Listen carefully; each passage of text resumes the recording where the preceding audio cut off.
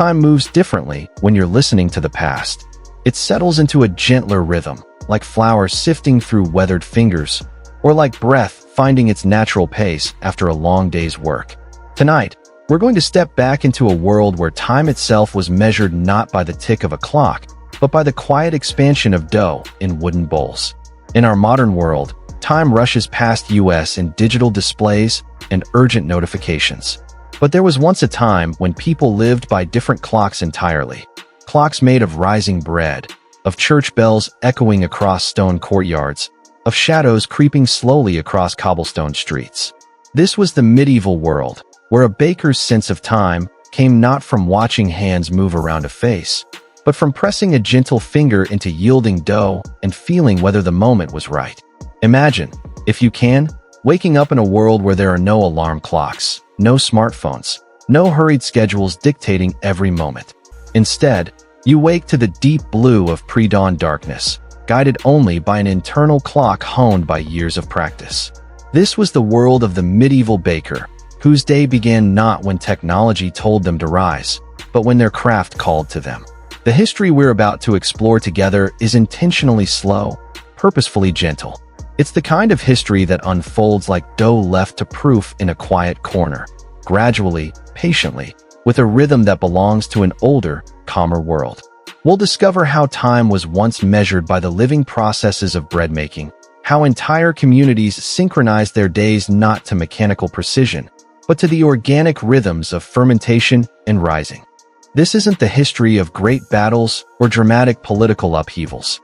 This is the history of ordinary mornings that repeated themselves for centuries, of hands that kneaded dough in the same wooden troughs their grandparents had used, of ovens that glowed with the same warm light generation after generation.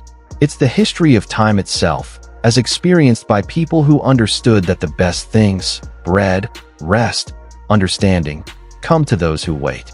The medieval baker understood something we've largely forgotten. That time has texture. It can be stretched like dough, allowed to rest like rising bread, shaped with patience rather than forced with urgency. When a baker mixed flour and water and yeast, they weren't just making bread. They were entering into a conversation with time itself, learning to read its subtle signs and work within its natural rhythms. In those dim hours before dawn, when the world was still quiet and the air held the coolness of night, bakers would begin their ancient dance with time. They would measure not in minutes and seconds, but in the language of their craft, in the way dough felt beneath their palms, in the faint sounds of fermentation, in the gradual transformation of simple ingredients into something that would nourish their entire community. This was time made tangible, time you could touch and smell and shape with your hands. It was time that required patience, attention, and a deep understanding of natural processes that couldn't be hurried or forced. The medieval baker was, in many ways, a keeper of time, not in the sense of recording it precisely, but in the sense of working harmoniously within its natural flow. As we journey together through this gentle history, let yourself sink into the slower pace of those medieval mornings. Feel the coolness of stone floors beneath bare feet. Breathe in the yeasty sweetness of rising dough, and allow your own internal rhythms to slow and align with the patient processes we're about to explore. This is history as meditation, time as teacher, and bread as the quiet measure of both. Before mechanical clocks became the tyrannical masters of human time, people lived in a world where time flowed like honey, thick, golden, and impossible to rush. The medieval world operated on what we might call natural time, a rhythm governed by the sun's journey across the sky, the changing of seasons, and the deep, internal cycles of living things. In this world without watches, time was not a series of identical, interchangeable units marching in perfect precision. Instead, each hour had its own character, its own quality of light, its own particular mood. The hour before dawn felt different from the hour after sunset, not just because of the light, but because time itself seemed to move differently at different moments of the day. Picture a medieval village as the sun begins to set behind distant hills. There are no streetlights clicking on at predetermined intervals, no digital displays glowing in windows. Instead, there's the gradual dimming of natural light, the slow transition from the golden warmth of afternoon to the deep blue coolness of evening. Time here is not measured but experienced, not counted but felt. The church bells served as the community's shared timekeeper, marking the canonical hours that divided the day into periods of prayer and work. But even these bells didn't slice time into precise, mechanical segments. Instead, they created a gentle rhythm that pulsed through the community like a heartbeat, reminding people to pause, to pray, to shift from one activity to another with the flowing grace of tides. Matins would ring in the deep darkness before dawn, calling the faithful to prayer, but also signaling to bakers that their day was about to begin. Prime would sound as the first light touched the eastern sky. Terce would mark the full arrival of morning, when the marketplace would begin to stir with early activity. Each bell created not a sharp division but a soft transition, like the gradual lightening of the sky itself. For the medieval baker, this world without precise timekeeping was not a limitation but a liberation. It meant working in harmony with natural rhythms rather than fighting against artificial constraints. It meant learning to read the subtle signs that nature provided. The quality of light filtering through workshop windows, the feel of air temperature on exposed skin, the way sounds carried differently in the stillness before dawn versus the bustle of midday. Without clocks to consult, medieval people developed an almost mystical sensitivity to time's passage. They could sense the approach of sunrise while it was still dark, feel the turning of the tide hours before reaching the shore, predict the weather by subtle changes in air pressure that modern instruments can barely detect. This wasn't supernatural ability. It was simply human awareness allowed to develop without the constant interference of mechanical timekeeping. The baker's apprentice would learn this natural time sense along with the technical skills of the trade. They would discover how dough rises faster on warm days and slower in cool weather, how the quality of morning light affects the timing of the first batch, how the gradual warming of the stone oven creates its own temporal rhythm that couldn't be rushed or artificially accelerated. In this world, waiting wasn't seen as lost time, but as an essential part of every process. Bread couldn't be hurried any more than a tree could be forced to grow faster or a flower commanded to bloom out of season. The medieval baker understood that the best results came, not from trying to control time, but from learning to work gracefully within its natural patterns. Seasonal time also played a crucial role in the baker's life. Winter mornings required different timing than summer dawns. The shorter days of winter meant longer periods of working by candlelight or oil lamp, while summer's early sunrise called bakers to begin their work even earlier to avoid the day's heat. But these weren't inconveniences. They were simply the natural variations that gave each season its own rhythm, its own particular challenges and rewards. The absence of mechanical precision might seem chaotic to modern minds, but it created a different kind of order, one based on attention, sensitivity, and deep understanding of natural processes rather than rigid adherence to artificial schedules. This was time as art rather than time as mathematics, time as relationship rather than time as commodity. In the deepest part of night, when even the most restless sleepers have found their peace, the medieval baker's day would begin. Not with the harsh jangle of an alarm clock, but with an internal stirring as reliable as sunrise itself, a craft-honed instinct that whispered, "It is time." The baker would rise from their simple bed, feet finding the familiar cool touch of stone floors worn smooth by generations of early morning steps. The world outside remained wrapped in the velvet darkness of pre-dawn, with only the faintest suggestion that somewhere, beyond the eastern horizon, change was stirring. This was the deep, quiet time, when the day's work began in whispers and careful movements so as not to disturb the still sleeping household. By feel more than sight, the baker would dress in their simple working clothes, rough wool that would soon be dusted with flour, sturdy leather shoes that knew every uneven stone in the bakehouse floor. There was something almost sacred about these first moments of consciousness, this gentle transition from sleep to wakefulness, that happened without urgency, without the violent disruption that characterizes modern awakening. The bakehouse itself waited in patient darkness, but it wasn't empty of life. The stone ovens retained a whisper of warmth from the previous day's firing, and careful hands could detect this residual heat like a quietly banked fire waiting to be coaxed back to full flame. The wooden work tables stood ready, their surfaces worn smooth and slightly concave from countless hours of kneading and shaping. Flour barrels sat like faithful guardians, their contents protected from moisture and pests by tight-fitting lids. Moving through this familiar space required no light. Every bowl, every tool, every sack of grain occupied its appointed place in a geography mapped by years of repetition. The baker's hands would find what they needed with the same certainty that a musician's fingers find their notes, guided by muscle memory and the deep knowledge that comes from daily practice. The first task was always the lighting of the oil lamps or candles that would provide the day's illumination. But even this simple act required patience and care. Flames had to be coaxed to life gently, protected from drafts, positioned to provide useful light, without creating dancing shadows that could confuse the important work ahead. The warm glow of these flames would gradually push back the darkness, revealing the familiar workspace waiting to come alive with the day's labor. Water was the next essential element to gather, not from a convenient tap, but from wells or streams, carried in heavy buckets that had to be lifted and transported with care. This water wasn't just an ingredient. It was a connection to the earth itself, drawn from deep places where it had rested in darkness, filtered through stone and soil until it emerged clean and cold and ready to begin its transformation into bread. The quality of water mattered in ways that modern bakers, with their consistent municipal supplies, can hardly imagine.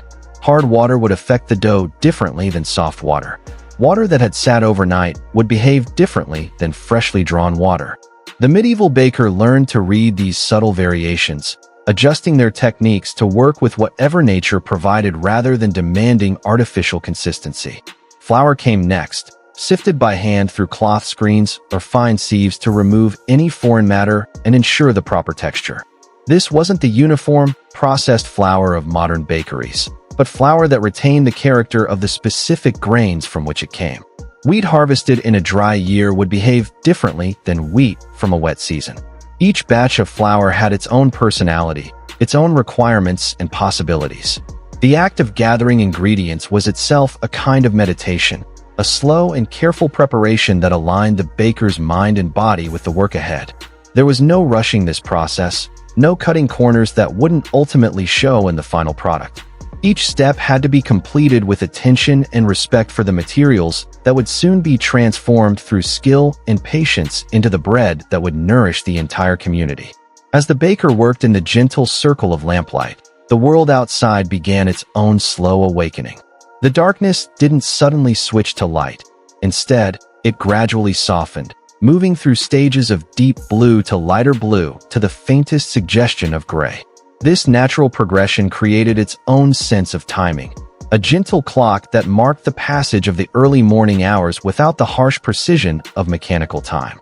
The sounds of early morning were different too, not the sudden cacophony of modern urban awakening, but a gentle symphony of natural stirrings. Perhaps the distant lowing of cattle, the soft clucking of chickens beginning to stir, the creak of wooden shutters as other early risers began their own daily routines. These sounds created a peaceful backdrop to the baker's work, a reminder that they were part of a larger community of people all beginning another day of essential labor. In a world without clocks or timers, the medieval baker had to become an expert reader of invisible processes, the subtle, living changes that occurred within dough as yeast worked its ancient magic. This wasn't baking as modern people understand it, with precise measurements and mechanical timers. This was baking as a conversation with living organisms, a dance with processes that couldn't be seen but could be felt, heard, and sensed through years of patient observation. Yeast, in the medieval world, was understood not as the single-celled organisms we know today, but as something closer to magic, a mysterious life force that could transform simple flour and water into something entirely different. Bakers didn't cultivate pure yeast strains in laboratories. Instead, they worked with wild yeasts captured from the air or maintained sourdough starters that had been passed down through generations like precious family heirlooms. The process began with the careful mixing of ingredients, flour, water, and perhaps a piece of dough saved from the previous day's baking, what they called the mother or starter. But once these simple ingredients came together, the The real work belonged not to human hands, but to the invisible army of microorganisms that would slowly, steadily transform the mixture into something alive and breathing. Learning to measure time through dough rising required developing senses that modern bakers rarely need to use. The medieval baker would learn to read the dough's progress through touch, pressing a gentle finger into the surface to test its elasticity, feeling how the texture changed as fermentation progressed, sensing the way the dough's temperature shifted as the yeast consumed sugars and produced carbon dioxide. The sound of fermenting dough became another crucial indicator. If you placed your ear close to a bowl of rising dough, you could actually hear the process of fermentation, tiny pops and whispers as gas bubbles formed and expanded within the gluten matrix. This was the sound of time passing at the cellular level, audible proof that the transformation was proceeding as it should. An experienced baker could distinguish between the healthy sounds of active fermentation and the troubling silence that indicated something had gone wrong. Visual cues provided another layer of temporal measurement. Fresh dough sat heavy and dense in its bowl, but as hours passed, it would begin to change. First, tiny bubbles would appear at the surface, like the first signs of life stirring in still water. Gradually, the entire mass would begin to expand, rising slowly but perceptibly, doubling in size over the course of several hours. But the timing wasn't consistent from day to day, and this variability was where the baker's skill truly showed. On cold winter mornings, dough might take 6 or 7 hours to double in size, requiring the baker to start their work even earlier to ensure bread would be ready when the community awakened. On warm summer days, the same process might complete in 3 or 4 hours, moving with the accelerated pace of heat-loving microorganisms. Temperature became a crucial factor in this biological timekeeping system. Medieval bakers learned to create microclimates for their rising dough, placing bowls near, but not too near, the warmth of banked fires, wrapping them in cloth to retain heat, or moving them to cooler spots when fermentation threatened to proceed too quickly. They understood intuitively that yeast was a living thing with preferences and requirements, not a mechanical process that could be controlled with switches and dials. The baker's hands became sensitive instruments for measuring these invisible changes. Fresh dough felt dense and resistant under the palm, requiring significant pressure to compress. But as fermentation progressed, the texture would change dramatically. Properly risen dough would feel light and airy, yielding easily to gentle pressure but springing back when released, a tactile indication that the internal structure had been transformed by countless tiny gas bubbles. The smell of fermentation provided yet another temporal marker. Fresh dough carried the clean, neutral scent of flour and water, but fermenting dough developed its own distinctive aroma. Yeasty, slightly sour, complex, and alive. This scent would intensify as fermentation progressed, providing an olfactory clock that experienced bakers could read as accurately as any mechanical timepiece. Perhaps most remarkably, medieval bakers learned to judge the progress of multiple batches simultaneously, each one potentially at a different stage of development. They might have one batch just beginning to show signs of life, another reaching its peak of fermentation, and a third ready for shaping and final proofing. Managing these overlapping biological clocks required a kind of temporal juggling that modern bakers, with their precise timers and consistent conditions, rarely need to master. The seasonal variations in this biological timekeeping created their own annual rhythm. Spring dough, made with fresh grain and influenced by warming temperatures, behaved differently than autumn dough made from aged flour as winter approached. Summer brought its own challenges, with heat that could cause fermentation to race ahead too quickly, while winter required patience and careful warmth management to coax the yeasts into activity. This system of measuring time through living processes created a fundamentally different relationship with temporality itself. Rather than imposing artificial precision on natural processes, the medieval baker learned to work within the rhythms that yeast and flour and water created together. Time became elastic, variable, responsive to conditions rather than rigidly predetermined. The medieval day pulsed to a rhythm older and deeper than any mechanical clock, the ancient call of church bells that marked the canonical hours and reminded an entire community of their shared spiritual and temporal framework. For the baker, whose work began in the darkness before the first bell, These bronze voices served as both timekeeper and companion, marking the passage of hours with bronze tongues that had called across the same landscape for generations. The first bell of the day was matins, ringing in the deep darkness around what we would now call 3 or 4 in the morning. But the baker's work had already begun by then, hands already moving in the familiar rhythm of measuring and mixing, the first dough already beginning its slow conversation with time. The sound of matins didn't interrupt this work, but rather blessed it, acknowledging that while others slept, essential labor was already underway. The relationship between the bells and the baker's oven created a kind of temporal harmony that modern life has largely forgotten. As prime rang with the first hint of dawn, the baker would be lighting the fire that would heat the massive stone oven, a process that itself required hours of careful attention. The oven wasn't something that could be turned on with a switch.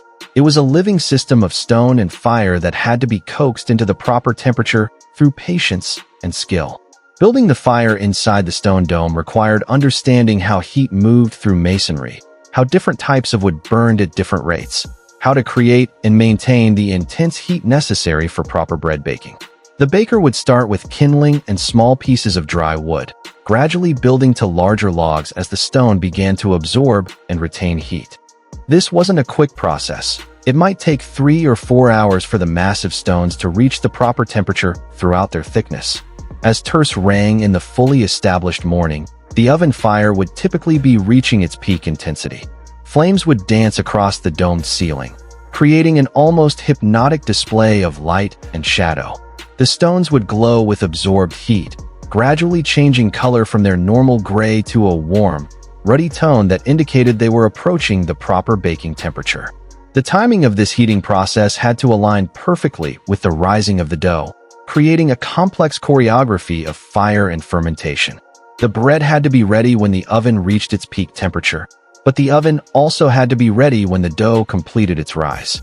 This required a kind of temporal orchestration that could only be learned through years of practice, watching and waiting and gradually developing the intuitive sense that allowed baker and oven and dough to work together in perfect harmony. Sext, ringing at what we would call noon, often coincided with the moment when the fire was raked from the oven and the baking could begin. The glowing coals and ash were carefully removed with long-handled peels, leaving behind a dome of stone radiating intense, even heat. This was the moment of truth, when hours of patient preparation culminated in the actual baking process. The temperature of the oven couldn't be measured with thermometers. Instead, bakers developed their own methods for gauging heat. Some would throw flour onto the oven floor and count how quickly it browned. Others would hold their hand at the oven mouth, feeling how the radiant heat affected their skin. The most experienced could simply look at the color of the stone itself, reading the subtle variations in hue that indicated different temperature zones within the oven. Loading the bread into this heated chamber required skill and speed. Each loaf had to be placed in its proper position, larger loaves where the heat was most intense, smaller ones in the gentler zones around the edges. The long-handled wooden peels had to be manipulated with precision to slide each loaf into place without disturbing those already positioned. This was a dance of fire and dough that had to be completed quickly before too much heat escaped through the open door. Once the bread was loaded and the oven door sealed, a different kind of waiting began. This wasn't the active monitoring required during dough rising, but a patient vigil maintained while the intense heat of the stones transformed dough into bread. The baker might use this time for cleaning, for preparing the next day's starter, or for the 100 other tasks that kept a medieval bakery functioning. The sounds and smells that emerged from the sealed oven provided their own temporal markers.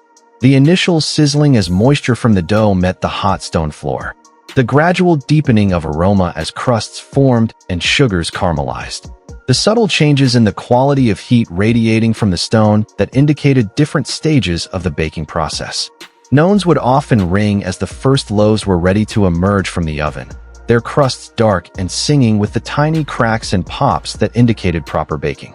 But the oven retained its heat for hours, allowing for successive batches of different breads, each one taking advantage of a different temperature range as the stones gradually cooled. Vespers, ringing in the early evening, might find the last of the day's baking emerging from an oven that had given its heat generously throughout the long day. By Compline, the The final bell of the day, the oven would be cooling toward the gentle warmth that would cradle the next morning's rising dough, completing the daily cycle of fire and fermentation that had repeated itself countless times across the centuries. As the first pale light of dawn began to soften the sharp edges of night, the medieval marketplace started its own slow awakening, not with the harsh efficiency of modern commercial districts, but with the gentle stirring of a community gradually coming to life. The baker, who had been working for hours in the warm glow of the bakehouse, could sense this awakening through subtle changes in the world beyond the workshop walls. The earliest signs were auditory rather than visual. The soft shuffle of feet on cobblestones as the first vendors made their way to market stalls, the quiet conversations of people greeting each other in the hushed tones appropriate to early morning, the gentle clatter of wooden carts being positioned and goods being arranged for display. These sounds filtered through the bakehouse walls like a distant symphony, providing a backdrop to the baker's continuing work. The marketplace itself was not the sterile, brightly lit commercial space of modernity, but something far more organic and alive. Wooden stalls with canvas coverings were arranged around a central square or along designated streets, each one a small world of specific goods and services. The baker's stall, when it was time to transport the day's production, would become part of this larger tapestry of community commerce. But the relationship between baker and market was more complex than simple vendor and customer. Bread was not merely another commodity to be sold. It was the foundation of medieval nutrition, the staff of life that quite literally kept the community alive. The arrival of fresh bread each morning was therefore an event of genuine importance, anticipated by households that had been waiting since the previous day for this essential sustenance. The timing of bread's arrival at market was itself a kind of clock that helped structure the community's day. People knew that when the baker's cart appeared with its load of fresh loaves, the morning had truly begun. As the first pale light of dawn began to soften the sharp edges of night, the medieval marketplace started its own slow awakening, not with the harsh efficiency of modern commercial districts, but with the gentle stirring of a community gradually coming to life. The baker, who had been working for hours in the warm glow of the bakehouse, could sense this awakening through subtle changes in the world beyond the workshop walls. The earliest signs were auditory rather than visual. The soft shuffle of feet on cobblestones as the first vendors made their way to market stalls, the quiet conversations of people greeting each other in the hushed tones appropriate to early morning, the gentle clatter of wooden carts being positioned and goods being arranged for display. These sounds filtered through the bakehouse walls like a distant symphony, providing a backdrop to the baker's continuing work. The marketplace itself was not the sterile, brightly lit commercial space of modernity, but something far more organic and alive. Wooden stalls with canvas coverings were arranged around a central square or along designated streets, each one a small world of specific goods and services. The baker's stall, when it was time to transport the day's production, would become part of this larger tapestry of community commerce. But the relationship between baker and market was more complex than simple vendor and customer. Bread was not merely another commodity to be sold. It was the foundation of medieval nutrition, the staff of life that quite literally kept the community alive. The arrival of fresh bread each morning was therefore an event of genuine importance, anticipated by households that had been waiting since the previous day for this essential sustenance. The timing of bread's arrival at market was itself a kind of clock that helped structure the community's day. People knew that when the baker's cart appeared with its load of fresh loaves, the morning had truly begun. Children might be sent to secure the family's daily bread while it was still warm from the oven. Servants from wealthy households would arrive with baskets to carry back multiple loaves for large families and their dependents. The quality of morning light played a crucial role in this marketplace awakening. The low, golden light of sunrise created long shadows and warm highlights that gave even simple wooden stalls a kind of magic. Steam might rise from fresh bread cooling in the morning air, creating small clouds that caught and scattered the early light. The interplay of light and shadow, warmth and coolness, created an atmosphere that was both practical and beautiful. The social dynamics of the market awakening were as important as the commercial ones. This was where the community gathered each day to share news, exchange information, maintained the social connections that held medieval society together. The baker was a central figure in this daily social ritual, not just as a provider of bread, but as someone who had been awake and working while others slept, who had news to share about the night's events, the morning's weather, the quality of the day's baking. Regular customers developed relationships with bakers that went far beyond simple commercial transactions. They learned to read the baker's face for signs of how the night's work had gone, to judge the quality of different loaves by subtle visual cues, to understand the seasonal variations that affected both price and availability. These relationships, built over years of daily interaction, formed part of the social fabric that held medieval communities together. The arrangement of goods in the market followed its own logic, different from the efficiency-driven layouts of modern retail. Bakers might be grouped together in one area, allowing customers to compare quality and prices, but also creating opportunities for professional interaction and mutual support. The competition was there, but it was tempered by the understanding that all bakers served the same essential community need. The pricing of bread was often regulated by local authorities, who understood that access to affordable bread was crucial for social stability. The assize of bread, where it existed, set prices based on the current cost of grain, ensuring that bakers could make a reasonable profit while keeping bread accessible to ordinary people. This regulatory framework added another layer of social responsibility to the baker's role in the community. As the morning progressed and more people arrived in the marketplace, the character of the space would gradually transform. The quiet, almost sacred atmosphere of early morning would give way to livelier interactions, more animated conversations, the bustling energy of community commerce in full swing. But the bread, baked in the quiet hours before dawn, carried with it something of that earlier peace, a taste of the patient processes that had transformed simple flour and water into sustenance. The children were often the first customers, sent by parents who trusted them with coins and baskets, taught to choose good loaves and make proper change. Watching these young faces examine different loaves, feeling the crust for proper texture, asking shy questions about which bread was freshest, the baker could see the future of the community taking shape. Another generation learning the essential skills of daily life. The elderly customers brought their own wisdom to these morning transactions, eyes that had evaluated thousands of loaves over decades of market visits, hands that could judge the quality of bread through touch alone. Their approval or criticism carried special weight, representing the accumulated knowledge of the community about what constituted good bread, proper value, honest dealing. As the sun climbed higher and the marketplace filled with the full energy of morning commerce, the baker's role would gradually shift from active production to sales and service.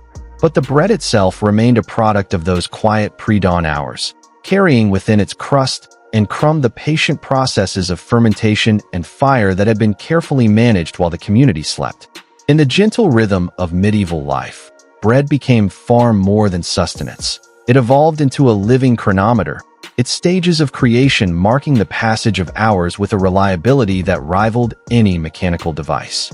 The medieval baker learned to read time not from numbered faces or moving hands, but from the subtle transformations occurring within balls of dough as they slowly doubled in size, their surfaces gradually changing from smooth and tight to soft and pillowy with barely contained life.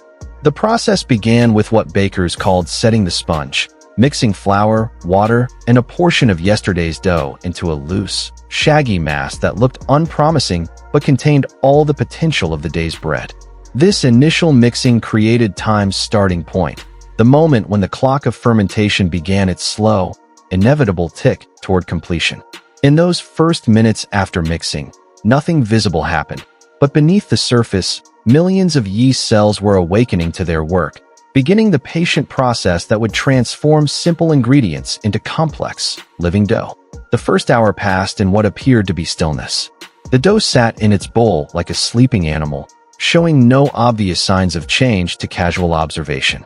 But the experienced baker knew that invisibly, steadily, the process had begun. Yeast cells were consuming the simple sugars present in flour, producing carbon dioxide and alcohol in exchange. The gluten proteins were beginning to organize themselves into the elastic network that would eventually trap those gas bubbles and create the airy structure of bread. By the second hour, the first subtle signs would begin to appear. The surface of the dough might develop the faintest suggestion of bubbles, tiny domes pushing up from below, like the first spring flowers breaking through soil. The baker would resist the urge to disturb this delicate process, understanding that time's work required patience and gentle attention rather than interference. The transformation accelerated through the third and fourth hours. What had been dense and heavy began to lighten, the volume slowly but perceptibly increasing as countless tiny gas bubbles formed within the gluten matrix. The surface would become more obviously active, with bubbles appearing and disappearing in a slow-motion dance of fermentation. The dough's texture would change from tight and resistant to softer and more yielding, though still maintaining enough structure to hold its shape. Temperature played a crucial role in this biological timekeeping. On cold winter mornings, when the bakehouse held the chill of night, fermentation might proceed slowly, taking 6 or 7 hours to reach the point where dough had doubled in size. The baker learned to work with this natural variation rather than fighting against it, perhaps starting work an hour earlier or finding warm spots near banked fires where dough could rise more quickly. Summer brought different challenges to this living clock. The heat that made human work uncomfortable also accelerated fermentation, sometimes doubling the speed of the process. Dough that might take 5 hours to rise in winter could complete the same transformation in 2 or 3 hours during the height of summer. The skilled baker learned to read the seasonal signs, adjusting work schedules and techniques to accommodate these natural variations in timing. The peak moment of fermentation, when dough had fully doubled in size and was ready for the next stage, required careful judgment. Under-risen dough would produce dense, heavy bread, while over-risen dough might collapse under its own weight or produce loaves with an unpleasantly sour flavor. The baker learned to recognize the precise moment when fermentation had reached its ideal point, reading visual and tactile cues that indicated perfect readiness. Testing the dough's progress became a ritual in itself. The baker would approach the rising bowl with gentle reverence, perhaps first observing from a distance to note changes in size and surface texture. Then, with a clean finger, they would press gently into the surface, feeling how the dough responded to pressure. Properly risen dough would yield easily but spring back slowly when released, like a pillow that had been gently compressed. The kneading process that followed successful fermentation created another temporal marker in the baker's day. This wasn't the brief mixing of modern bread making, but a prolonged, meditative process that might continue for 20 or 30 minutes. The rhythm of kneading, push, fold, turn, push, fold, turn, created its own measure of time, a physical meditation that aligned the baker's body with the needs of the dough. As kneading progressed, the dough would undergo visible transformation. What had been soft and slightly sticky would gradually become smooth and elastic, the gluten proteins aligning themselves into long, organized chains that gave the dough its characteristic stretchy quality. The baker could feel this transformation happening beneath their palms, sensing the moment when the dough reached the perfect balance of elasticity and extensibility. The shaping of individual loaves provided another opportunity for temporal measurement. Each piece of dough had to rest briefly after being cut from the main mass, allowing the gluten to relax before final shaping. This rest period, perhaps 15 or 20 minutes, gave the baker time to shape other loaves, creating a rhythm of cutting, resting, and shaping that naturally paced the work. The final rise of shaped loaves created yet another biological clock to monitor. Placed on wooden peels or in baskets, the shaped bread would undergo one last period of fermentation before baking. This final rise was typically shorter than the initial fermentation, perhaps an hour or two, but it was equally critical to the final quality of the bread. Underproofed loaves would be dense and gummy, while overproofed ones might collapse in the oven's heat. Throughout all these stages, the baker was simultaneously managing multiple batches at different points in their temporal cycle. One batch might be just beginning its initial rise while another was ready for shaping and a third was completing its final proof.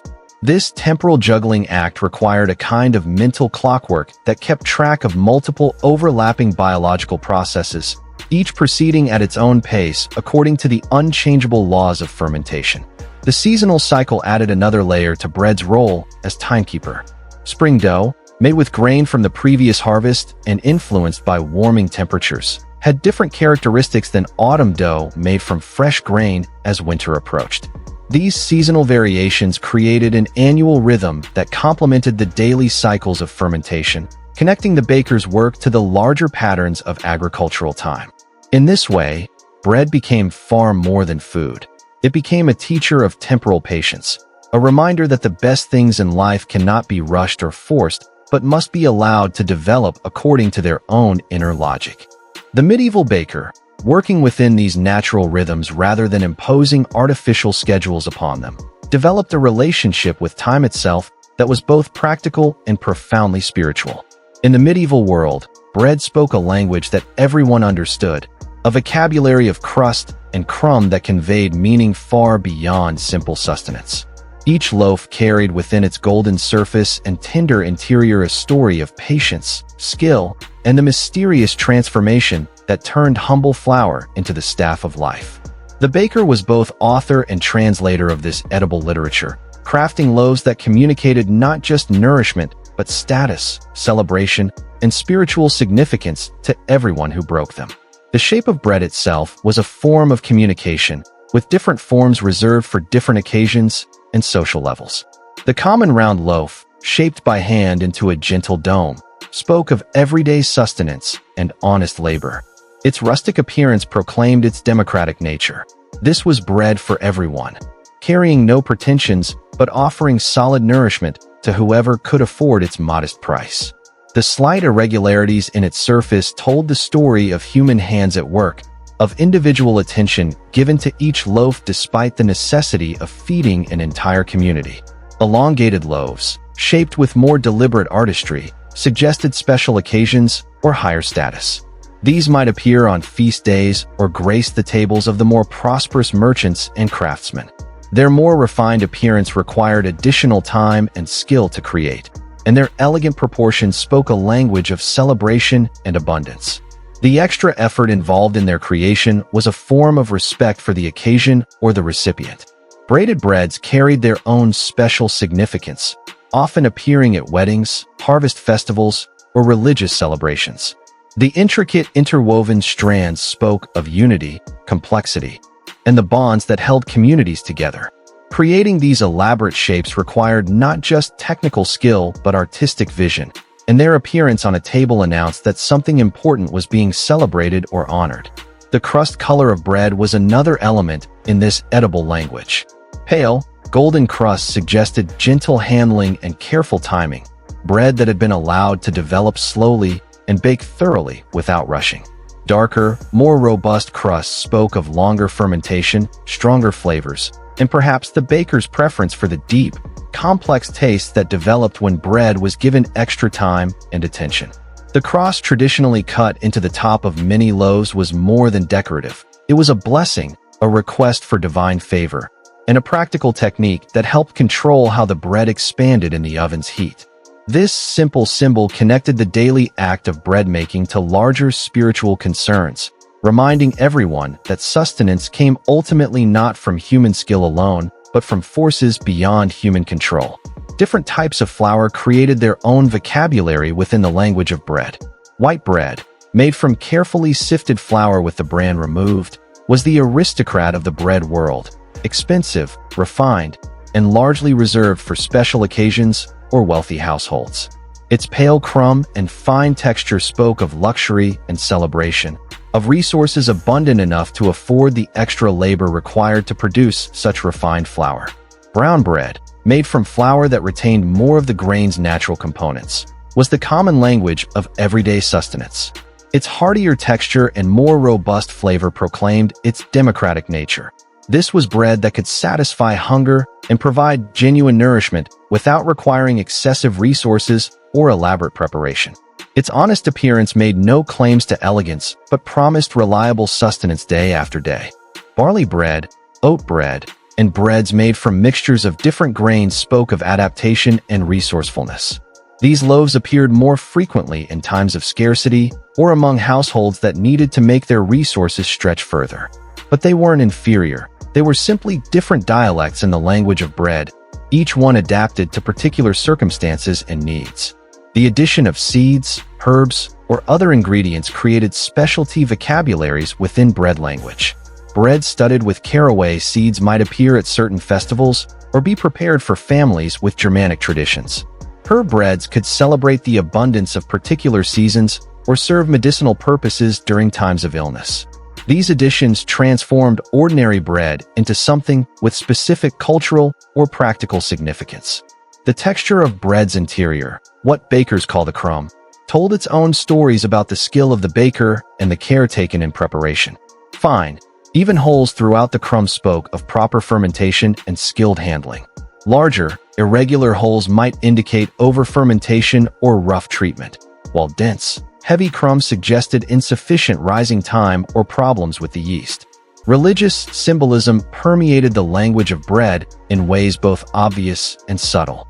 The transformation of simple flour and water into nourishing bread paralleled spiritual themes of death and resurrection, of simple things made sacred through mysterious processes. The sharing of bread connected people not just to each other, but to ancient traditions of hospitality and communion that stretched back through centuries of human civilization. Seasonal variations created temporal dialects within bread language. Harvest loaves, made from the first flour of newly threshed grain, announced the successful completion of agricultural work and the promise of sustenance through the coming winter. Christmas breads, enriched with expensive spices and dried fruits, spoke of celebration and abundance during the darkest time of the year. Easter breads, often shaped into special forms and blessed by clergy, proclaimed resurrection and renewal after the austere months of Lent. The daily rhythm of bread production created its own ongoing conversation between baker and community. The sight of fresh loaves cooling on wooden racks announced that the day's work was complete and sustenance was available. The aroma of baking bread served as an invisible messenger, carrying news through the streets that nourishment was being prepared with care and skill. Even the sounds associated with bread carried meaning in this rich vocabulary. The hollow thump of a properly baked loaf when tapped on its bottom spoke of success and completion. The gentle crackling of cooling crust announced bread that had been baked thoroughly and would keep well. The soft whisper of steam escaping from hot bread told of moisture properly retained and flavor fully developed. In this way, bread became far more than a simple foodstuff. It evolved into a complex form of communication that connected baker and community in relationships of mutual dependence and respect. The baker, through skill and attention to craft, created not just sustenance, but meaning, while the community, through its appreciation and understanding of bread's subtle messages, participated in a daily dialogue about quality, value, and the shared work of creating civilization one loaf at a time. Long before humans understood the microscopic world that surrounded them, medieval bakers worked in partnership with invisible allies whose existence they could only sense through their effects. Yeast, to the medieval mind, was not a collection of single-celled organisms, but something closer to magic, a mysterious force that could breathe life into lifeless dough, transforming dense masses of flour and water into light, airy bread that seemed to expand with an inner vitality all its own. This living mystery began its work the moment flour met water in the baker's wooden bowl. Wild yeasts, floating invisibly through the air of every bakehouse, would settle onto the moist surface of new dough like invisible seeds finding fertile ground. These microscopic creatures, each one too small to see but countless in number, would immediately begin their ancient work of transformation, converting the simple sugars present in flour into carbon dioxide and alcohol through the patient process of fermentation. The medieval baker learned to recognize the signs of yeast's awakening without understanding the scientific mechanisms that created them. Fresh dough would sit quietly for the first hour or two, showing no obvious change to human senses. But gradually, almost imperceptibly, the surface would begin to show the faintest signs of activity. Tiny bubbles forming and disappearing, the slightest suggestion of movement within what had appeared to be an inert mass. Temperature played a crucial role in this invisible drama, though medieval bakers understood this relationship through experience rather than scientific theory. They learned that dough placed near the warmth of banked fires would show signs of life sooner than dough left in cool corners of the bakehouse. They discovered that the same mixture of ingredients would behave differently on warm summer mornings than on cold winter nights, developing an intuitive understanding of how heat affected the mysterious process of fermentation. The baker's sourdough starter was perhaps the most tangible manifestation of this living mystery. These cultures, maintained for months or even years, were treated with the respect due to living things. They required regular feeding with fresh flour and water, careful attention to temperature, and gentle handling that acknowledged their delicate nature. A healthy starter would bubble and foam with obvious life, exhaling the sweet-sour aroma that announced active fermentation. When a portion of mature starter was mixed into fresh dough, it brought with it millions of active yeast cells ready to begin their work immediately. This inoculation process, though not understood in microbiological terms, was recognized as essential to successful bread making. The starter didn't just provide yeast. It also contributed the complex flavors that developed during long fermentation, creating bread with depth and character that couldn't be achieved through other means. The process of fermentation created its own sensory language that medieval bakers learned to read with remarkable accuracy. The sound of active dough was one important indicator. Healthy fermentation produced a subtle symphony of tiny pops and whispers as gas bubbles formed and moved within the gluten matrix. Placing an ear close to rising dough, an experienced baker could actually hear the yeasts at work, their collective activity audible as a faint but unmistakable sound of life in action. The aroma of fermenting dough provided another crucial diagnostic tool. Fresh, active fermentation produced a clean, yeasty smell with subtle notes of alcohol and developing complexity. Off flavors in the aroma could indicate problems: contamination by undesirable bacteria, excessive heat that stressed the yeasts, or fermentation that had progressed too far towards sourness. The baker's nose became a sensitive instrument for monitoring the health and progress of the invisible biological processes within each batch of dough. Visual changes in fermenting dough created a slow-motion theater that revealed the yeast's activity over time. The surface of active dough would gradually become covered with tiny bubbles, like a slow-motion version of champagne fizzing in a glass. The entire mass would expand as gas bubbles accumulated, literally growing larger as millions of yeast cells converted flour sugars into carbon dioxide that became trapped within the gluten network. The texture of fermenting dough underwent dramatic changes that revealed the invisible restructuring occurring within. Fresh dough felt dense and heavy, requiring significant pressure to compress. But as fermentation progressed, the accumulating gas bubbles made the dough progressively lighter and more delicate. Properly fermented dough would yield easily to gentle pressure but spring back slowly when released, indicating that the gluten network had been properly developed and inflated with gas. Understanding the seasonal behavior of wild yeasts required years of patient observation. Medieval bakers learned that yeasts were more active and aggressive in warm weather, sometimes producing bread with excessive sourness if fermentation wasn't carefully controlled. Cold weather created different challenges, as sluggish yeasts might require extra time or gentle warmth to complete their work satisfactorily. The alcohol produced during fermentation, though not well understood chemically, was clearly recognized by its effects. The slight alcoholic aroma of fermenting dough was one sign of healthy yeast activity, and bakers learned to judge fermentation progress partly by the intensity of this characteristic smell. Most of the alcohol would evaporate during baking, but it contributed to flavor development and played a role in creating the final texture of the bread. Managing multiple batches of dough at different stages of fermentation required a kind of biological choreography that took years to master. Each batch had its own timeline, its own requirements, its own personality determined by factors like temperature, ingredients, and the particular mix of wild yeasts that had colonized it. The skilled baker had to monitor all these overlapping biological clocks simultaneously, knowing when each batch would be ready for the next stage of production. The mystery of yeast extended beyond bread making to other fermented foods that required similar skills and understanding. The same principles that govern bread fermentation also applied to brewing ale, making vinegar, and preserving foods through controlled fermentation. Medieval bakers often possessed knowledge that extended to these related crafts, understanding that similar invisible forces were at work in multiple aspects of food production.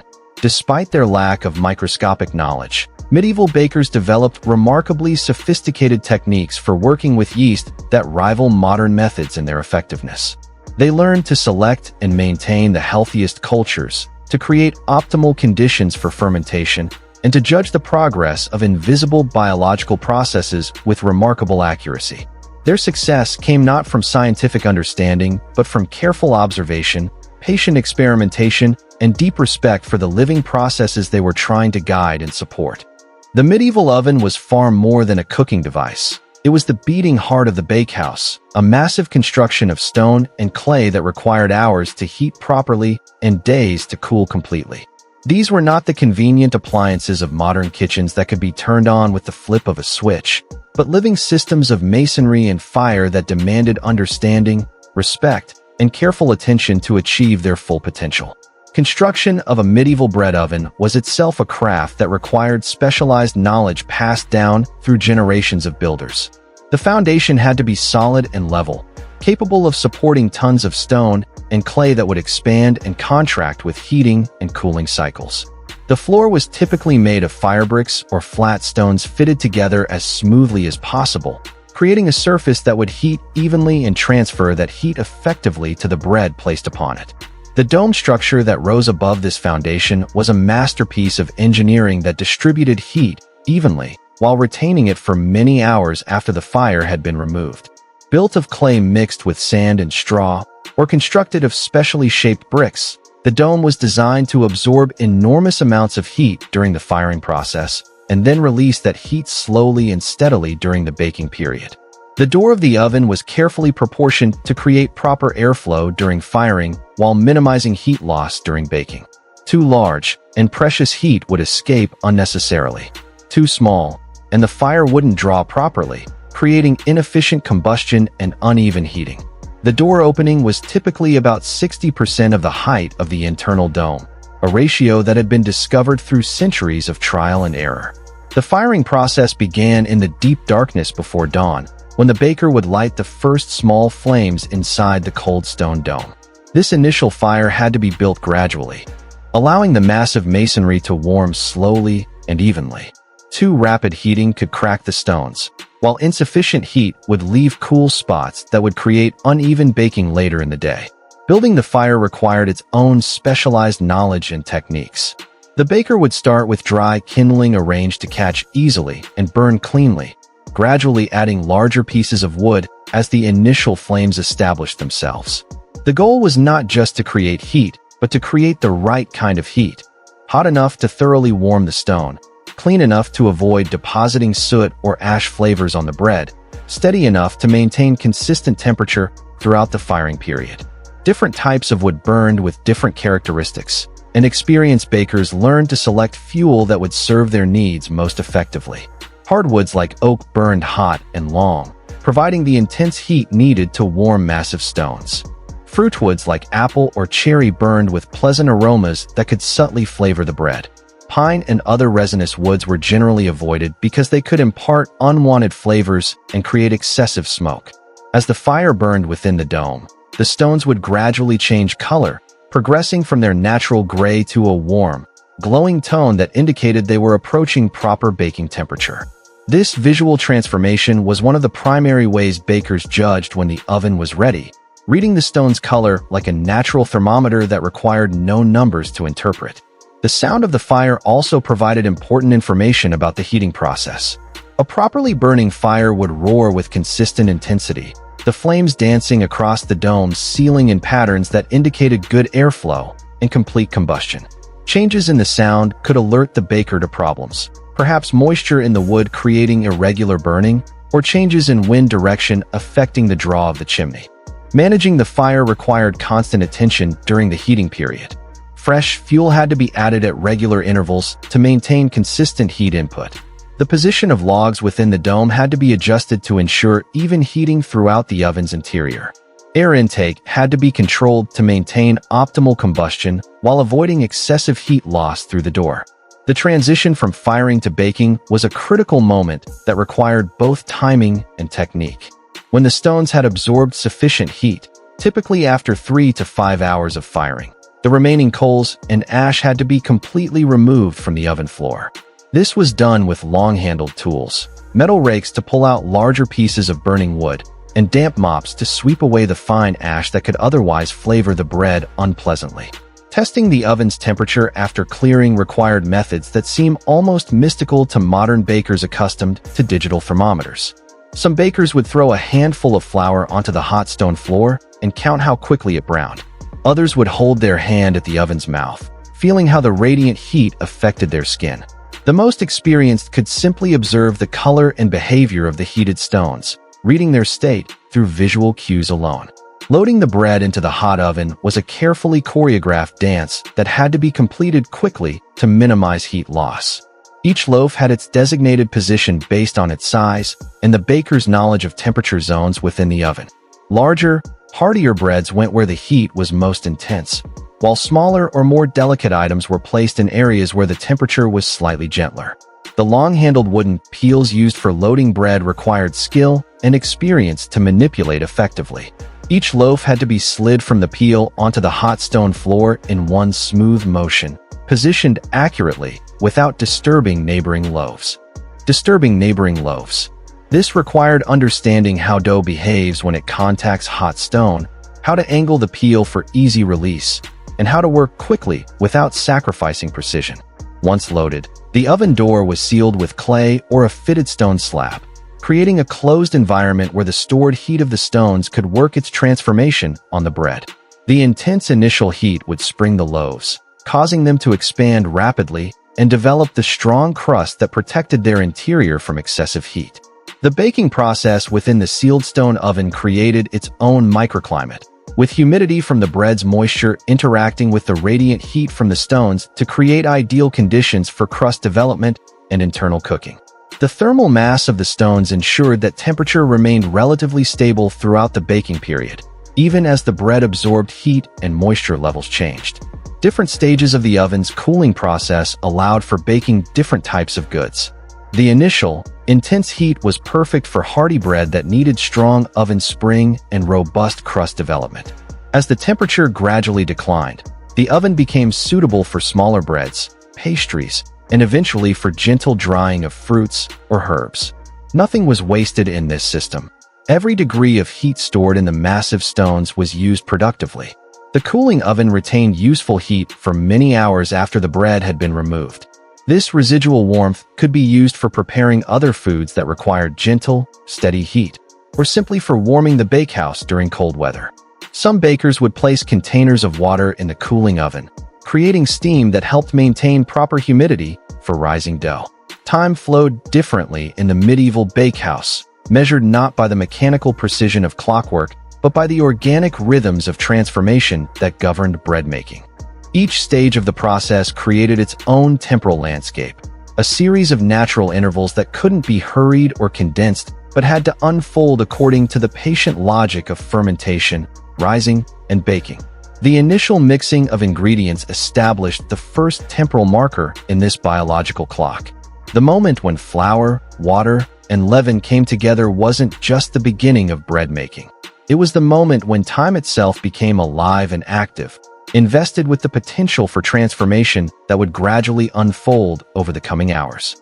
This moment had to be respected, approached with the understanding that rushing or forcing would only compromise the final result. The first hour after mixing was deceptive in its apparent inactivity. To casual observation, nothing seemed to be happening within the bowl of shaggy dough. But the experienced baker understood that this was when the most fundamental processes were beginning. Gluten proteins starting to organize themselves, enzymes beginning their work of breaking down complex starches, and most importantly, yeast cells awakening from dormancy to begin their patient consumption of sugars. As the second hour passed, subtle signs would begin to appear for those who knew how to read them. The surface of the dough might develop the faintest suggestion of bubbles, tiny domes pushing up from below like the first stirrings of life in still water. The texture would begin to change almost imperceptibly, becoming slightly more extensible as gluten networks developed and gas production created the first hints of internal pressure. The third and fourth hours brought more obvious transformation. What had been dense and inert gradually became alive with visible activity. Bubbles would appear and disappear on the surface in slow-motion fermentation, while the entire mass began its gradual expansion. This was when the baker's attention became most focused, watching for signs that fermentation was proceeding properly without racing ahead too quickly. Temperature awareness became crucial during these middle hours. The baker learned to read the subtle signs that indicated whether fermentation was proceeding at an optimal pace. Too cool, and the process would drag on interminably, requiring adjustments to timing that could affect the entire day's schedule. Too warm, and fermentation might accelerate beyond control, producing bread with excessive sourness or poor texture. The 5th and 6th hours typically marked the approaching peak of fermentation. The dough would have visibly increased in size, perhaps doubling its original volume as countless gas bubbles accumulated within the gluten matrix. The surface would be obviously active, covered with the gentle bubbling that indicated healthy yeast activity. Most importantly, the texture would have transformed from dense and resistant to light and airy, yielding easily to gentle pressure but retaining enough structure to spring back when released. Judging the precise moment when fermentation had reached its peak required skills that could only be developed through years of practice. Under-fermented dough would produce dense, heavy bread with poor flavor development. Over-fermented dough might collapse during baking or produce loaves with unpleasant sourness. The window of optimal fermentation was often brief, requiring constant attention and quick decision-making when the moment arrived. The transition from fermentation to kneading created another distinct temporal phase in the baker's day. This wasn't the brief mixing of modern bread making, but a prolonged, meditative process that might continue for 20 or 30 minutes. The rhythm of kneading, push, fold, turn, push, fold, turn, created its own measure of time, a physical cadence that aligned the baker's body with the needs of the dough. Kneading time was determined not by the clock, but by the feel of the dough itself. Initially soft and slightly sticky, the dough would gradually transform under the baker's hands. The gluten proteins, awakened by fermentation and activated by mechanical manipulation, would align themselves into long, organized chains. The baker could feel this transformation happening beneath their palms, sensing the moment when the dough reached perfect elasticity and extensibility. The shaping phase that followed kneading introduced its own temporal considerations. Each piece of dough cut from the main mass required a brief rest period, perhaps 15 or 20 minutes, to allow the gluten to relax after the trauma of cutting and initial shaping. This rest period couldn't be eliminated or shortened without affecting the final quality of the bread, so it had to be incorporated into the overall timing of the day's work. Final shaping of individual loaves required both speed and patience. The work had to be completed quickly enough to maintain proper dough temperature, but carefully enough to avoid damaging the delicate structure that had been developed through fermentation and kneading. Each loaf needed individual attention, with shaping techniques adjusted to accommodate variations in dough consistency or environmental conditions. The final rise of shaped loaves created another waiting period that tested the baker's patience and judgment. This proofing stage was typically shorter than the initial fermentation, perhaps an hour or two, but it was equally critical to the final quality. Underproofed loaves would be dense and poorly risen, while overproofed ones might collapse in the oven's heat or develop unpleasant flavors. Environmental factors played a crucial role in determining proofing time.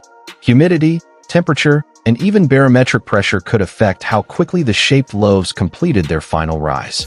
The skilled baker learned to read these environmental cues, adjusting expectations and timing to accommodate conditions that changed not just seasonally, but from day to day. The loading of bread into the hot oven marked the transition from the patient biological time of fermentation to the intense thermal time of baking. This was when hours of careful preparation culminated in a brief period of intense activity, as each loaf had to be positioned quickly and accurately within the heated stone chamber. The timing of this loading process was critical. Too early, and the bread wasn't ready. Too late, and precious oven heat would be lost. Baking time within the sealed stone oven followed its own natural progression. The intense initial heat would spring the loaves, causing rapid expansion as moisture turned to steam and gas bubbles expanded with heat. This oven spring typically occurred within the first few minutes of baking, creating the final volume and shape that would characterize the finished bread. As baking progressed, the focus shifted from expansion to browning and flavor development. The Maillard reactions that created crust color and complex flavors required sustained heat over time, typically 30 to 60 minutes, depending on loaf size. The baker learned to judge this progression by aroma, by the sounds coming from within the sealed oven, and by subtle changes in the heat radiating from the stone door. Throughout all these stages, the medieval baker was simultaneously managing multiple batches at different points in their temporal development. One batch might be beginning its initial fermentation, while another was ready for shaping, and a third was completing its final proof. This temporal orchestration required mental skills that went far beyond simple bread-making technique. It demanded an almost musical sense of timing and coordination. The daily rhythm created by these overlapping biological and thermal processes became the baker's natural clock, more reliable than any mechanical timepiece. The feel of properly fermented dough, the sight of loaves ready for shaping, the sound of bread baking in stone ovens. These became the temporal landmarks that structured each day's work, creating a relationship with time that was both practical and deeply satisfying. The rhythm of medieval life pulsed not just with daily cycles of work and rest, but with the larger patterns of celebration that marked seasons, harvests, and holy days throughout the year. For the baker, these festivals and feasts represented both opportunity and challenge, moments when ordinary bread-making expanded into something approaching artistry, when simple sustenance became the foundation for community celebration and religious observance. The Harvest Festival held special significance in the baker's calendar, marking the transition from the anxiety of dwindling grain stores to the abundance of newly threshed wheat. The first loaves made from fresh flour carried symbolic weight far beyond their nutritional value. They represented survival through another year, the successful completion of agricultural labor, and the promise of sustenance through the coming winter. These harvest breads were often shaped into special forms, sheaves of wheat crafted from dough, or circular loaves that echoed the cycle of seasons. Christmas brought its own traditions of enriched breads that challenged the baker's skills and stretched the household's resources. Expensive spices, cinnamon, nutmeg, cloves, had to be carefully measured and incorporated into doughs that already contained costly dried fruits and nuts. These luxury ingredients transformed ordinary bread into something approaching confection, their exotic aromas filling the bakehouse with scents that spoke of distant lands and special occasions. The shaping of Christmas breads often required skills that went beyond normal bread-making technique.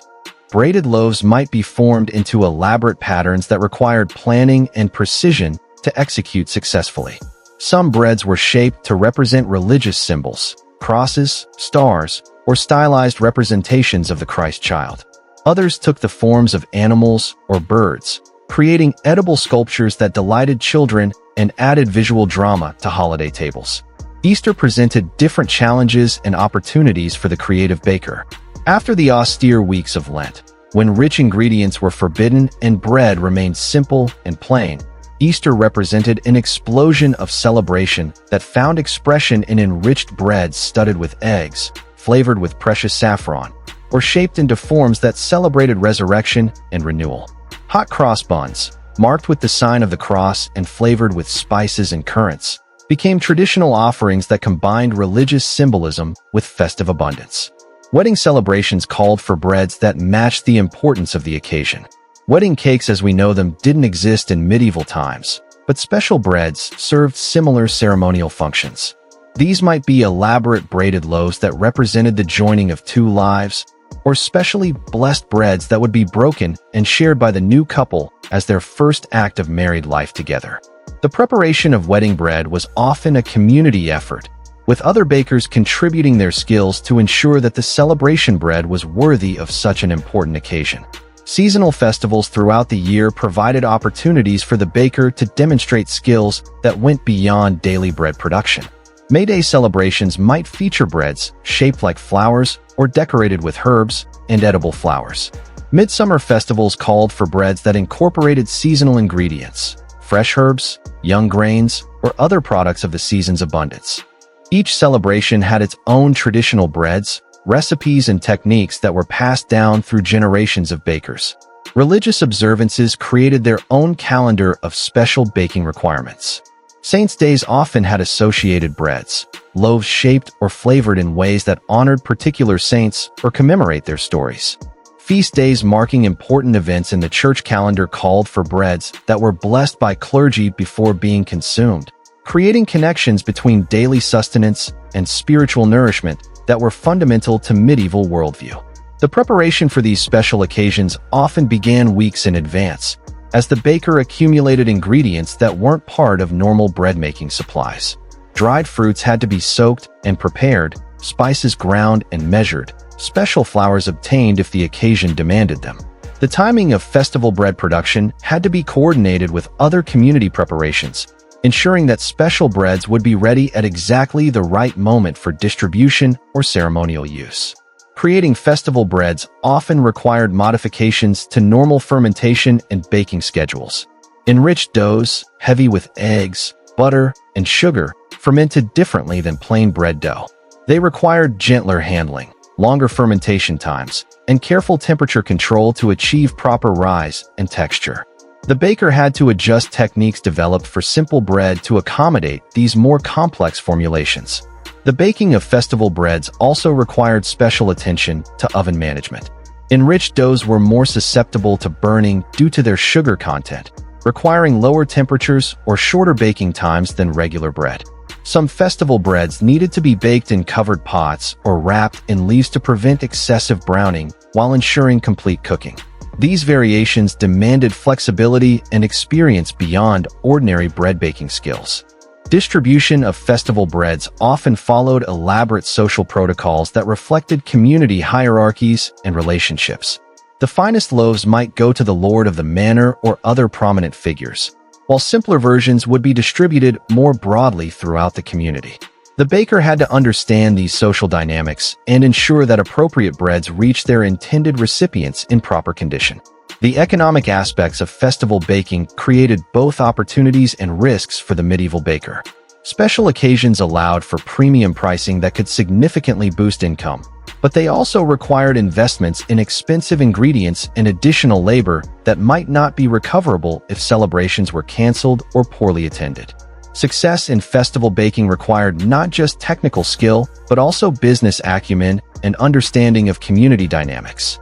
Storage and preservation of festival breads presented their own challenges. Many celebration breads contained ingredients that affected their keeping qualities, some lasting longer than ordinary bread due to sugar and fat content, others becoming stale more quickly due to their enriched formulations. The baker had to plan production schedules carefully to ensure that festival breads would be at peak quality when needed. The social role of festival breads extended far beyond mere food provision. These special loaves served as focal points for community gathering, symbols of shared celebration, and tangible expressions of the baker's skill and creativity. Their appearance at festivals and feasts marked moments when ordinary daily life was transformed into something special and memorable, when simple ingredients were elevated through skill and tradition into expressions of joy, reverence, and community solidarity. In the quiet hours before dawn, when the medieval baker began each day's work with familiar hands measuring flour and water, they were participating in something far larger than the simple preparation of daily bread. They were continuing an ancient conversation between human skill and natural process, adding their own chapter to a story that stretched back through generations of patient craftspeople and would continue long after their own working days had ended.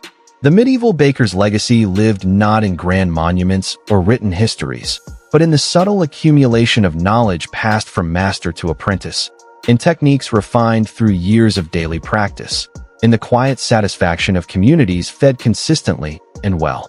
This was a legacy measured not in dramatic gestures, but in the steady reliability of bread appearing each morning, in the gradual perfection of skills that made difficult work appear effortless. Each day's work added another thread to this continuing tapestry of craft knowledge. The baker who learned to read the subtle signs of perfect fermentation, who developed the hand sensitivity needed to judge dough readiness by touch alone, who mastered the timing required to coordinate multiple batches at different stages of completion. This baker was not just producing bread, but preserving and extending human understanding of fundamental processes that connected daily sustenance to larger patterns of natural law. The apprentice system that governed medieval craft education ensured that this accumulated knowledge wouldn't die with individual practitioners. Young people who began their training by sweeping flour from workshop floors and maintaining fires would gradually absorb the deeper mysteries of the craft through years of observation and practice. They would learn not just techniques, but judgment, not just procedures, but the intuitive understanding that separated competent workers from true craftsmen. This knowledge transmission happened through demonstration rather than explanation, through the gradual development of senses and skills rather than theoretical instruction. The apprentice learned to recognize proper fermentation not by reading about it, but by observing hundreds of batches at different stages of readiness. They developed the hand strength and coordination needed for effective kneading not through exercise programs, but through daily practice under the watchful eye of experienced bakers. The regional variations in bread-making techniques created a diverse heritage of craft knowledge that reflected local conditions, available ingredients, and community preferences. A baker trained in one region would carry those specific techniques and understandings to new locations, contributing to the gradual spread and evolution of craft knowledge across the medieval world. This organic sharing and adaptation of techniques created a living tradition that could respond to changing conditions while maintaining essential principles. The seasonal challenges that medieval bakers faced and overcame contributed to a body of practical knowledge about working with natural variations rather than fighting against them. Their understanding of how temperature affected fermentation, how humidity influenced dough behavior, how different grains required different handling. This knowledge represented centuries of patient observation and experimentation by countless unnamed craftspeople. The tools and equipment developed by medieval bakers reflected both practical necessity and accumulated wisdom about efficient work methods. The design of kneading troughs, the proportions of wooden peels, the construction of stone ovens, all these represented solutions to practical problems that had been refined through generations of use. These tools embodied knowledge just as surely as any written manual, their proportions and features reflecting deep understanding of the work they were designed to support. The social relationships that connected bakers to their communities created another dimension of legacy that extended far beyond technical craft knowledge. The daily rhythm of bread production that coordinated with community schedules, the seasonal variations that aligned with agricultural cycles, the festival breads that marked important celebrations. All these represented the baker's role in maintaining social coherence and cultural continuity. The economic relationships that governed medieval baking contributed to stable community structures that could persist through generations. The regulations that controlled bread pricing, the guild systems that governed craft education, the relationships between bakers and grain suppliers. These institutional frameworks created environments where craft knowledge could be preserved and transmitted without the disruptions that might result from purely competitive markets. The religious and cultural dimensions of bread making connected the baker's daily work to larger systems of meaning that gave dignity and significance to manual labor. The symbolic associations between bread and spiritual nourishment, the blessing of festival loaves, the sharing of bread as expressions of hospitality and community. These connections elevated practical craft work into participation in sacred activities. The preservation of craft techniques through periods of social disruption represented another crucial aspect of the baker's legacy. During wars, famines, or other crises, the knowledge needed to produce bread efficiently remained essential for community survival. Bakers who maintained their skills and equipment through difficult periods served as repositories of knowledge that could help communities recover and rebuild when conditions improved. The innovations and improvements that individual bakers contributed to their craft became part of the accumulated legacy that benefited future generations. A technique for better oven temperature control, a method for maintaining sourdough cultures through difficult seasons, a shaping technique that produced more attractive loaves. These individual contributions, shared through the craft community, became part of the permanent heritage of baking knowledge. The connection between medieval baking knowledge and agricultural practices created integrated systems of food production that maximized the value derived from grain harvests. Understanding how different grains behaved in fermentation, how to blend flours to achieve desired characteristics, how to utilize grain products efficiently without waste. This knowledge represented crucial links in food systems that sustained entire communities. The medieval baker's legacy ultimately resided in the quiet competence that made essential work appear simple, in the accumulated wisdom that could transform basic ingredients into sustenance that nourished both body and community spirit. This legacy lived not in monuments or written records, but in the continuation of skills and knowledge that connected each generation to the fundamental human needs for nourishment, community, and meaningful work. As we reach the end of our gentle journey through the medieval baker's world, the morning light has fully arrived, and the day's bread sits cooling on wooden racks, filling the air with the warm aroma of transformation completed.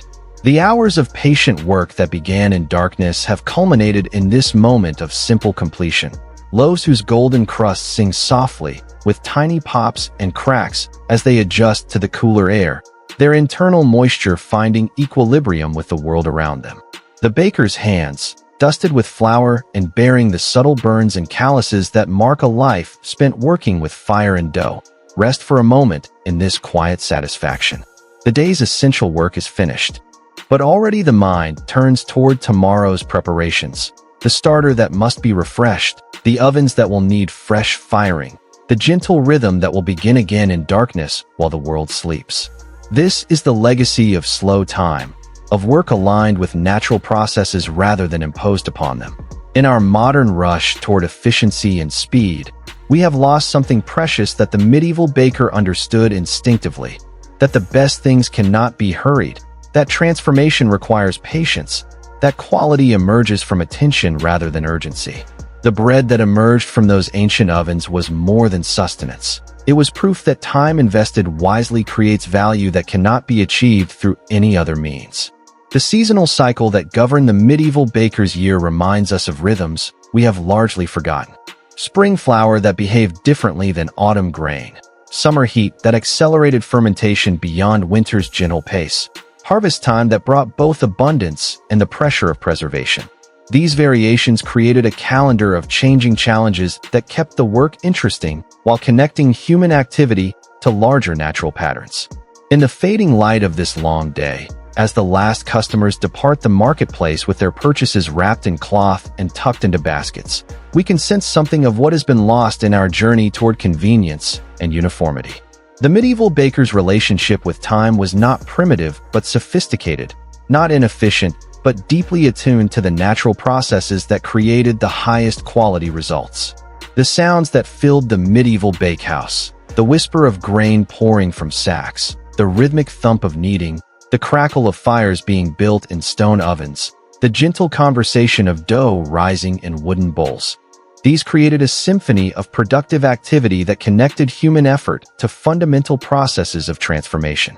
This was work that engaged all the senses, that required both physical strength and subtle sensitivity, that connected the individual craftsperson to essential community needs.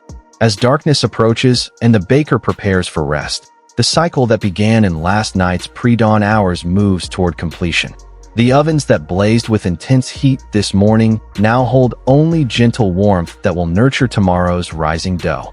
The tools that shaped today's bread have been cleaned and arranged for tomorrow's use. The starter cultures that will leaven tomorrow's loaves have been fed and settled into their patient overnight fermentation.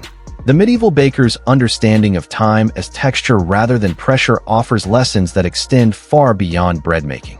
Their willingness to work within natural constraints rather than fighting against them, their acceptance of seasonal variations rather than demanding artificial consistency, their patience with processes that could not be rushed. These attitudes created not just better bread but better lives, more connected to the rhythms that sustain both individual satisfaction and community health. In the gentle darkness that now settles over the medieval village, with the day's work complete and tomorrow's preparations begun, we can sense the deep satisfaction that comes from work well done according to its own natural requirements. The baker who has spent the day in conversation with living dough, who has tended fires with the attention they deserve, who has shaped loaves with hands that understand their craft. This baker rests with the knowledge that essential work has been completed according to standards that honor both tradition and quality. The bread that will appear on tomorrow's tables carries within its golden crust and tender crumb the accumulated wisdom of centuries, the patient skills of countless anonymous craftspeople, the quiet dignity of work that serves fundamental human needs without fanfare or pretension. This is bread that connects eater to grower, individual to community, daily sustenance to larger patterns of meaning and value. As we let these gentle images settle into memory, the pre-dawn stirring of the baker, the patient rising of dough measured by touch and intuition, the warm glow of stone ovens radiating heat accumulated over hours, the quiet satisfaction of work completed according to its own natural rhythm, we can carry with us something of that older, calmer approach to time and effort. The slow crust of memory preserves not just the techniques and knowledge of medieval bakers, but their fundamental understanding that the best work emerges from patience, attention, and respect for the natural processes that govern transformation. In our own daily activities, whatever their nature, we can remember the baker's wisdom. That time invested in understanding natural rhythms creates results that cannot be achieved through force or hurry. That quality emerges from attention to process rather than fixation on speed. That the most essential work often happens in quiet moments when the world is still and distraction is minimal. Let the gentle sound of cooling bread, with its tiny pops and whispers of settling structure, serve as a lullaby that carries us toward rest. Let the image of dough rising slowly in wooden bowls remind us that growth and transformation require patience and proper conditions rather than pressure and urgency. Let the memory of hands that knew their craft through years of daily practice inspire us to develop our own skills with similar dedication and attention. In the end, the medieval baker's legacy is not just bread, but wisdom, understanding about time, patience, quality, and the deep satisfaction that comes from work that serves essential needs through accumulated skill and daily attention. As we drift toward sleep, we can carry with us the gentle rhythm of that ancient craft, the slow rise of understanding that comes from patient observation, the quiet confidence that emerges when work is aligned with natural law rather than imposed upon it. The bread is baked, the ovens are cooling, and the peaceful darkness of night settles over a world where essential work has been completed with skill, patience, and quiet dignity. Tomorrow will bring its own opportunities for patient craft, its own chances to practice the ancient wisdom of working with time rather than against it, of creating quality through attention rather than achieving speed through force. But for now, there is only the gentle satisfaction of work well done and the peaceful rest that follows productive effort aligned with natural rhythm and community need.